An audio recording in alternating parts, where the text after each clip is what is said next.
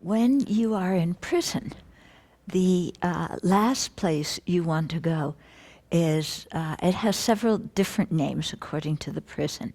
One is SHU, Special Housing Unit.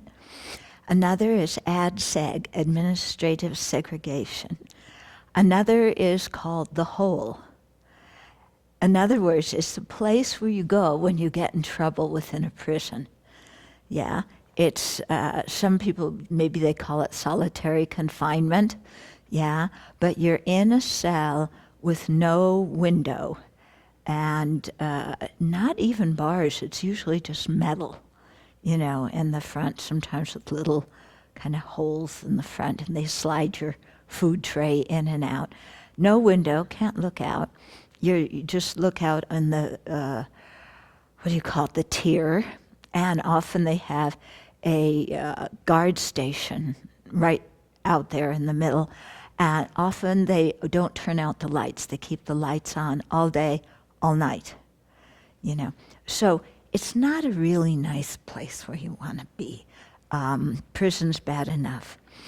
So, and people go there for, you know, I mean, if they get in fights, if they're rude to a guard, if there's anything that happens, they'll just write you up and throw you into ADSEG. So,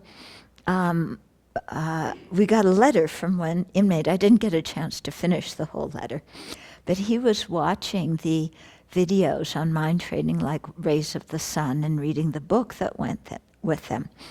And he said he's been having a lot of trouble because there's been a lot of drama in his family, and so he's quite emotional about it and angry and so on. So he's been, it sounds like he's been regularly watching all of these videos, I mean, quite diligently. And he's, you know, during the middle of some of the videos, he just had a few aha moments that, you know, that, gee, it's my behavior and my motivations that make me wind up in the hole. Yeah. And he said, SHU, Special Housing Unit, he said it actually isn't so special, or it's special in the way that you don't want it to be special. Okay. And but he's really seeing that he puts himself there when his selfishness manifests and just runs the show, when his ignorance, anger, clinging attachment run the show. And kind of this aha, it sounded to me like realizing that he harmed himself when he did that, and he also harmed others. Yeah. Now, to you who've been practicing for a while, this may not be a big surprise. We all know it intellectually. Yeah, if you've been practicing. That doesn't mean we practice it, you know. We know it intellectually, but when we get upset about something, you know, it's all out the window, isn't it? But, you know, for him it was an aha, even intellectually, to realize this. You know, because for some people, they never learn to think about the results of their own actions. Yeah? Many people, actually, us included. Like I said, when affliction takes over, we don't think about the results of our actions. You know, so he was going, oh, aha, when I get angry, I blurt it out all over everybody. Yeah? And that motivates actions that I do, and I wind up in SHU because of it. Yeah? And then he was saying also his self-pity. He gets stuck in self-pity sometimes. And like this aha of like, oh, you know, I'm doing that to myself. So he started talking about ignorance, anger, and attachment. Well, he was saying that SHU is like a prison within a prison. Yeah, which it is, you know.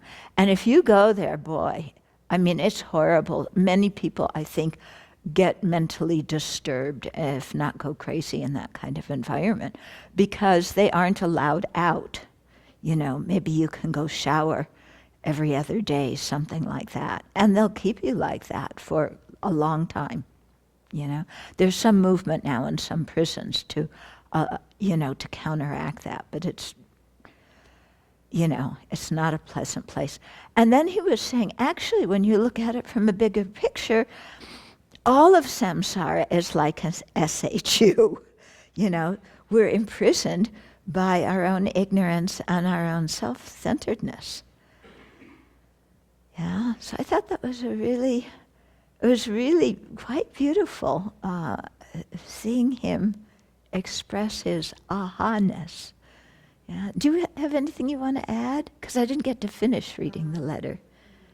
And then at the end, he was saying that in the mind training, like Raise of the Sun, it started talking about emptiness, and then he started getting some aha about letting go of how real and how these things grab your mind, and then you react in such a negative way. And he was starting to get that there's nothing here to grab onto. So it was quite good. Yeah. That it's all kind of illusory. So and it's changing every moment. So why does the mind, hold it and then create so many causes for suffering? So quite bright. It's really beautiful. You can see the results of the prison outreach when you get letters like this. Now that something is happening to people, and it's very heartening. One man one time wrote and told me that he read Taming the Mind, and that reading the book prevented him from killing some people. Yeah, because he was in prison, because, he violated a restraint order for his wife, and his wife was having an affair with somebody else, and he thought, when I get out of prison, I'm going to go kill them. And he was harboring that intention for a really long time. And then he said he read the book and he decided better not. Yeah. So it's amazing sometimes what a little bit of Dharma can do for people who are hurting a lot, including us, if we take it in.